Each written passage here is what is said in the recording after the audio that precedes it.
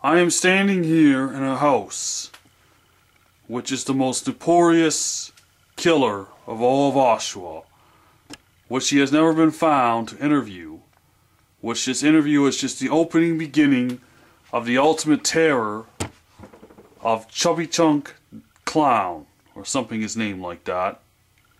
This is his house, this is his basement, in which I've helped myself, and now we will start the filming. This place is filled with murder, and corruption, and crimes. Still, there have been no scene to any bodies, to yet. And now we are walking into his place, to his basement, to his domain, or so he says he's a killer. We'll see. This is supposedly the basement of where it all happened. And he will tell us his life, his documentary, his opening beginning, and why he has become to what he's become. What the fuck are you doing in here? The fuck are you? You were the documentaries we called you earlier. Oh. What the fuck you want? We want to do an interview with you. Why? We are doing an interview with each serial killers, and we hear rumors and how you got along and got away with it. Yeah? You were in out of jail for assault, but none of the murders were ever proved. You got let out. Fuck you know where I live. We looked at it, we followed you around. And we know your identity, but don't worry, we won't give it away. Oh, you fucking better not. Ask your fucking questions. Alright, can we sit down? Fine. Alright, let's cut back. Oh, I'm living at a cabin in the woods. This is the house. Your mind is in a cabin for the woods. You see the woods. You go Freddy's aggressive. there with me. Now, where are those woods? I don't know. They're in Michigan. See, you're not all there right now. You're a psycho. We're looking at a psycho that is not all there. You do not look at pretty girls or any girls the same. You never have. You look at them and you remind yourself to what your mother had did when she took off with other men. And you see the victims. You do want to do terrible things. You have, but you have been let off. Because somebody in a powerful family like like myself is protecting you, is trying to get you a normal life and to get you off all this violent stuff. I've been redoing the therapy for years with this guy and other serial killers as well, and into his own basement, of course. I keep saying the same thing. Now I'm going to ask you some other question. Were you ever molested? No. No.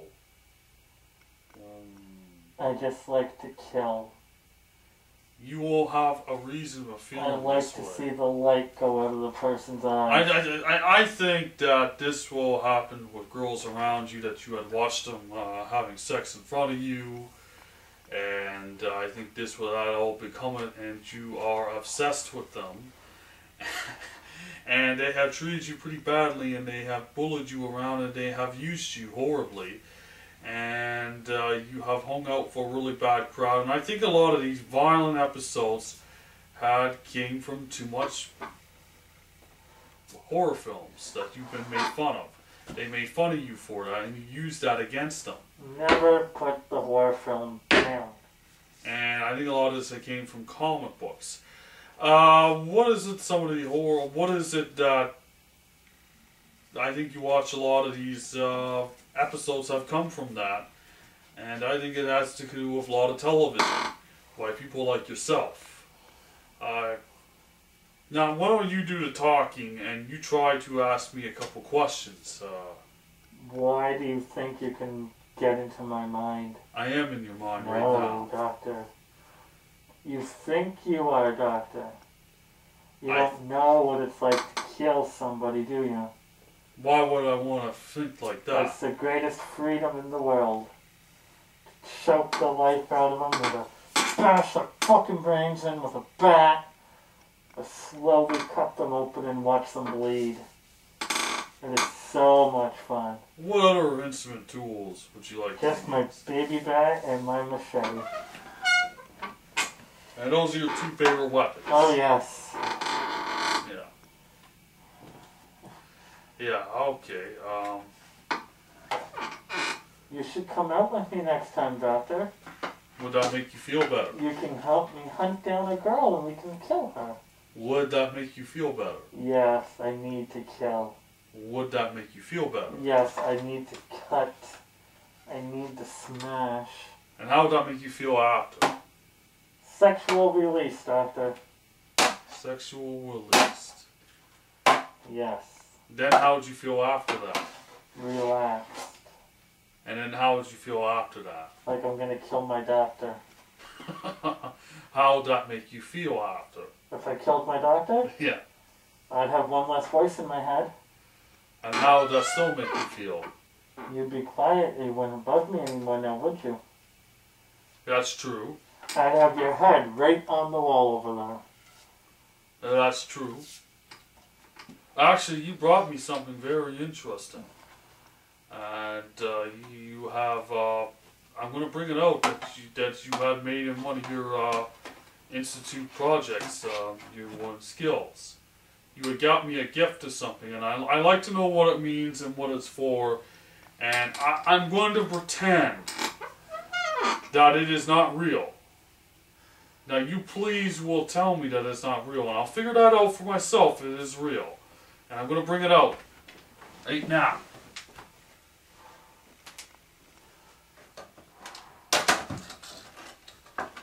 That I found very interesting.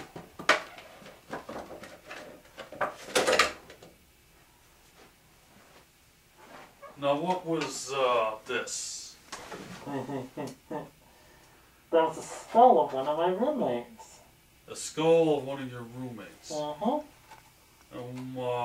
What was this roommate? Was this roommate a guy or a girl? It was a guy. He tried to rape me. Oh, he tried to rape you. So I don't think that's true. I think this whole thing is messed up inside your head. I think this is just a lack of attention. Enough about the trying to rape stuff, okay? Forget about that I asked about the molesting. We all know that's complete bullshit. Okay, so why would another guy try to do that? This isn't jail. You know where I think this is coming from? This is a mixture between the institution and jail. You're just not ready for societal enough. And you're just not, hey, now stop that. Ready for societal enough. You're not, you're talking nonsense, okay? You're talking really stupid here. What was the guy's name that you have brought me? Now, why would you bring this to me? His name was Brent. Well, that was his name. Yes. Name was him, eh? And, how did you take the eyes out and scarp it to like this? Or what did you do with his rest of his body, this aftermath stuff? I gave it to the cannibal down the hall. There are no cannibals here. Yes, there is. No, enough with this make-believe story. That'll be honestly true. You probably ate him, and probably have a skull. Now this looks really creepy. I think this was something that you don't want me to show to the cops now, would you? No, Doctor. No. But we'll show it to the audience. Put it away, Doctor. Put it away. Yes, Doctor. Now, why would you bring me something like It this? gives me urges. Urges. No. Why would you bring me a skull like this? Because you're my favorite doctor. Oh, I am. So you want to prove to me and to the people that you're a killer? Yes, Doctor. Yes, Doctor. Okay, now I'm going to put this head away. You're not going to say no more, right? No, Doctor. I don't even know where this therapy's going, but I expect it a lot better. Okay? I will personally show this to the cops next time if this doesn't get better. Okay, now this is a concern. Yes, Doctor. Alright? Yes, Doctor. Well, fuck yourself, Doctor. Those aren't nice words. Go to hell. I could kill you just as easily as I did those others. You could you? Yes, I could. Talk to the camera and tell that to the people. I'll kill all of you watching. This is therapy. What, doctor? This is therapy session. Alright, I'm going back to my workshop. You ain't going back to your... Yes, I am. No, you're sitting down.